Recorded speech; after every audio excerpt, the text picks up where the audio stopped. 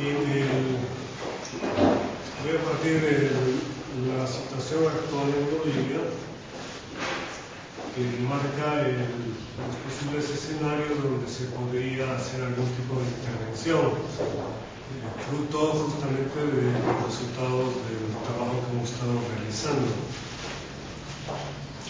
Y actualmente en Bolivia hay dos posibles rutas para el proceso de reforma constitucional, que es parte además de las posibilidades de resolución de la crisis política.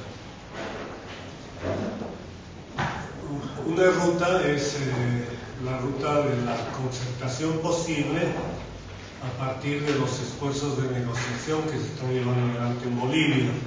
Voy a contar un poco este escenario para ver la complejidad. Y además me sirve para explicar un poco cuáles son los contornos de esta crisis política. Porque en Bolivia actualmente hay este ambiente de movilización precedido hace un mes por graves enfrentamientos a diversa escala, que incluyen, por ejemplo, la dictación de un estado de sitio en un departamento en el oriente de Bolivia, y que muestra el grado de conflictividad al que se llegó, y que inclusive han provocado esta intervención de UNASUR a través de una resolución de los presidentes que invocaron precisamente la pacificación del país y la necesidad de una negociación. ¿Por qué surge esta negociación como posible respuesta a la crisis? ¿Qué rasgos tiene esta crisis? En Bolivia tenemos una situación muy compleja que es resultado de la confluencia de varios procesos y escenarios, ¿no?, que se superponen.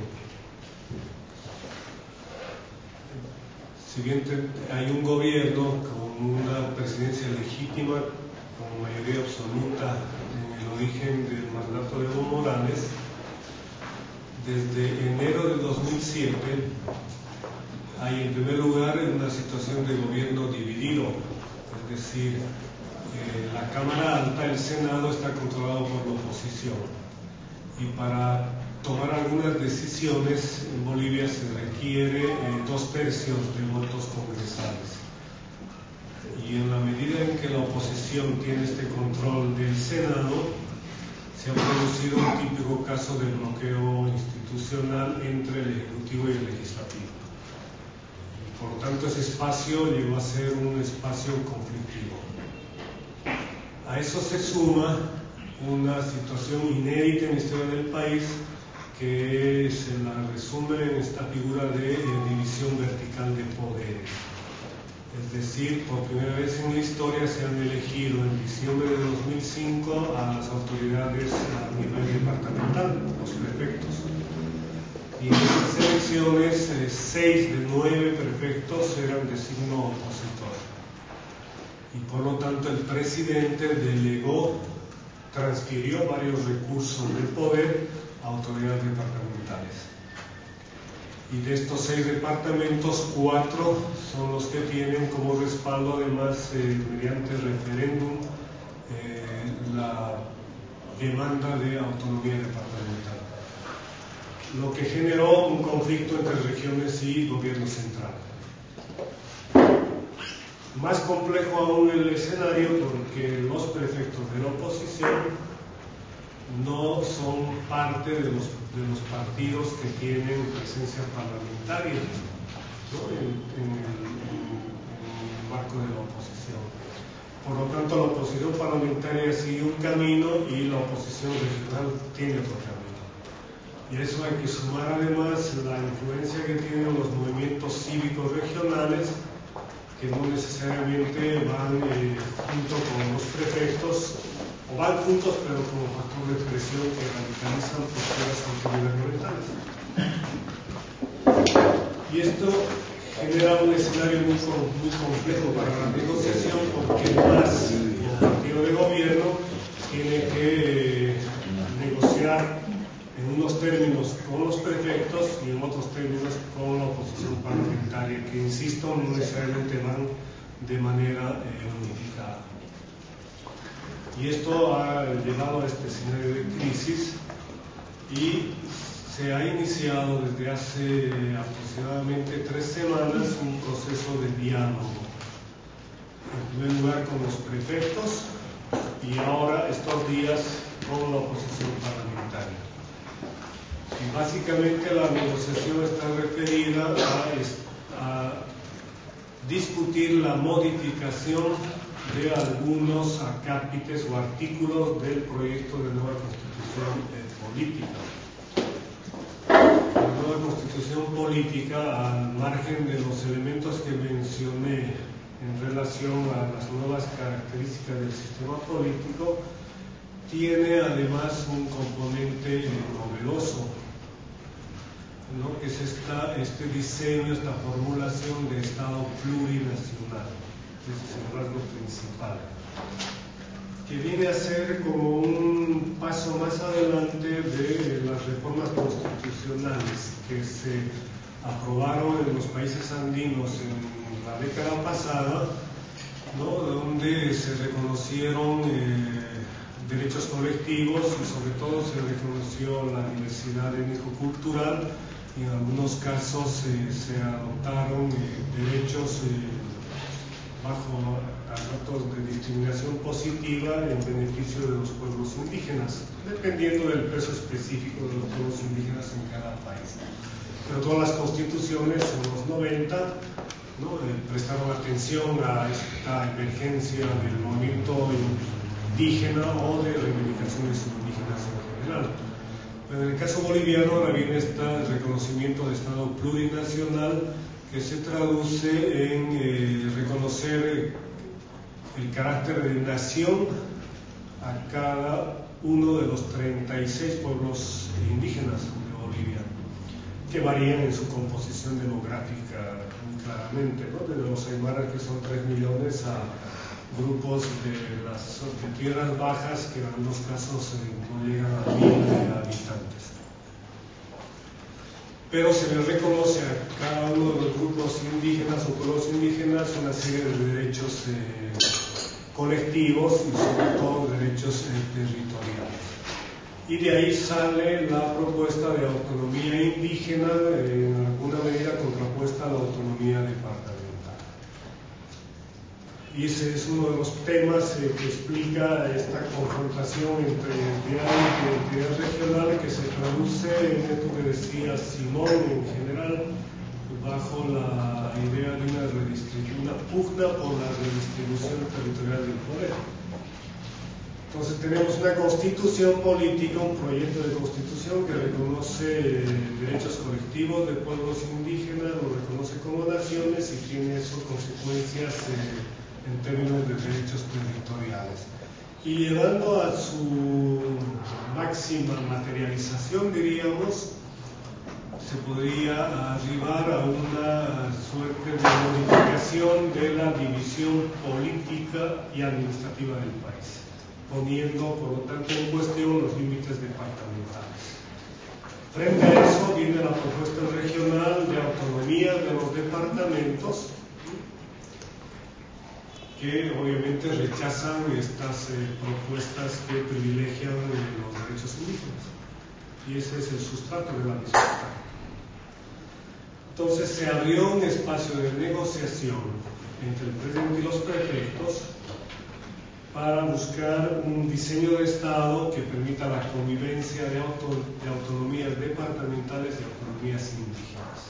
Y se avanzó bastante en este acuerdo y se logró una modificación, hasta ahora informal, del régimen de autonomías en el proyecto de nueva constitución, que permite esta convivencia entre autonomías departamentales indígenas que tendrían el mismo rango constitucional, pero que en su aplicación no implicaría una modificación de la actual división político-administrativa del país.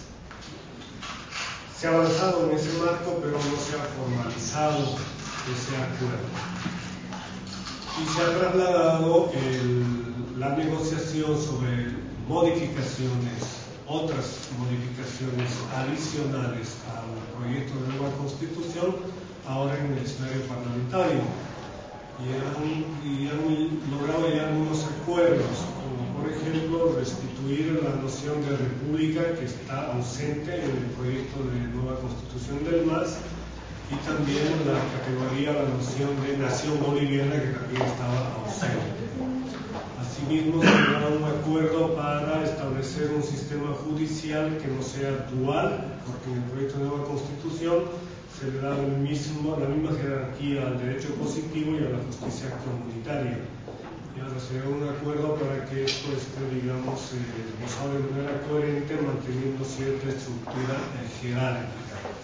Y se están discutiendo otros tópicos más, por ejemplo, el que es relativo a la propiedad privada, que en la propuesta del MAS aparece de manera ambigua y que pretende ser modificada. Y hay otro tema que quiere la oposición que sea motivo de debate, que es el relativo a la reelección presidencial inmediata, que obviamente el MAS no acepta. Y está esto en curso.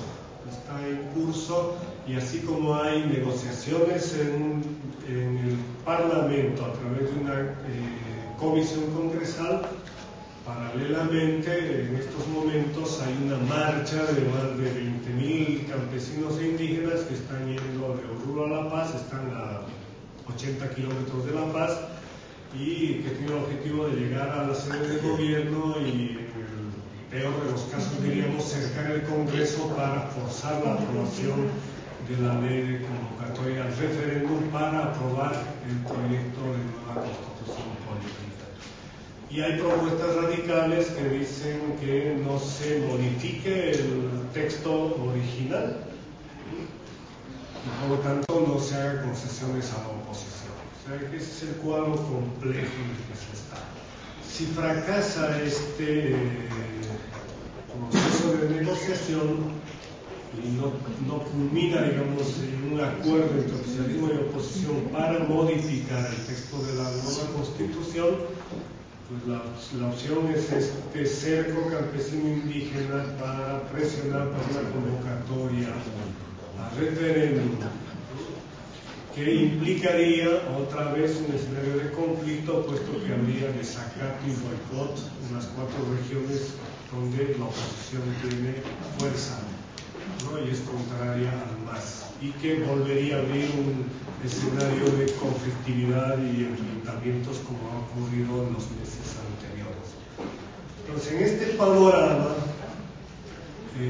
la opción es bastante clara, ¿no? Y es justamente propiciar, fortalecer los esfuerzos de concertación a través de la negociación, buscando modificaciones al texto constitucional que permitan que los dos bandos relativamente queden, no vamos a decir satisfechos, pero que ninguno salga perdiendo, ¿no? Y el intercambio es más o menos, diríamos, sencillo, ¿no? El MAS puede retroceder en muchos aspectos, ¿no? Siempre y cuando se mantenga el artículo relativo a la reelección presidencial inmediata, lo que habría la posibilidad de 2 gestiones sucesivas de Evo Morales si es que gana esas elecciones. Y del lado opositor, lo menos que puede conseguir, y que sería bastante, es que las autonomías departamentales, ¿no?, queden consagradas en la nueva Constitución. Ese sería el punto de equilibrio. Y en torno a en ese escenario están claras las recomendaciones, ¿no? Y es de propiciar estos esfuerzos de concertación. Y en ese camino más bien ya hemos actuado, ¿no? Eduardo y mi persona somos miembros de un centro de posgrado de universidad pública. Y como universidad pública hemos propiciado un encuentro, una mesa de diálogo que se realizó de manera paralela a la reunión que tenía el presidente con los prefectos, con el apoyo del PNUD, de papel, donde trabaja en Natalia, y con la presencia de Fernando Calderón, a quien ha citado un par de veces Romeo.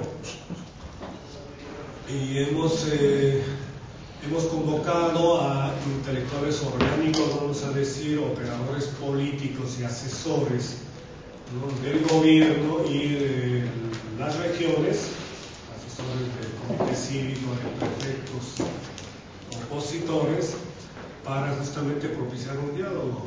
Y después de una jornada así de intenso debate, logramos elaborar un documento, ¿no?, que es una especie de exhortación a los actores estratégicos para que entren en este camino de concertación. Esa fue simplemente una declaración testimonial, un documento testimonial, pero lo importante era intentar incidir, digamos, en las percepciones de estos asesores claves para que ellos puedan a su vez influir en los actores estratégicos, en los políticos.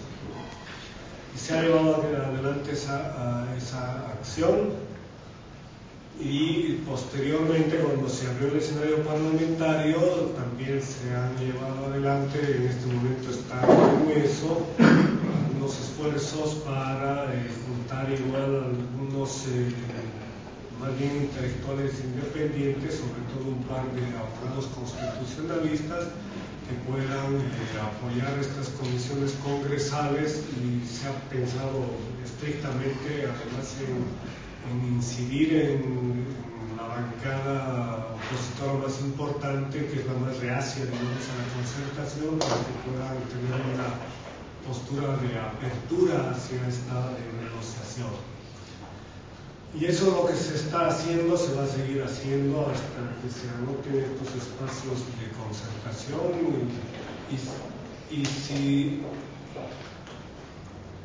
por una o por otra vía, ¿no?, se convocan referéndum para aprobación de la nueva Constitución, también hemos pensado en que hay que hacer otras tareas, ¿no?, basadas en una constatación de la situación realmente existente. Es decir, habrá nueva Constitución en Bolivia, ya sea que el referéndum se convoque a través de una concertación o de manera unilateral por parte del MAS, ¿no?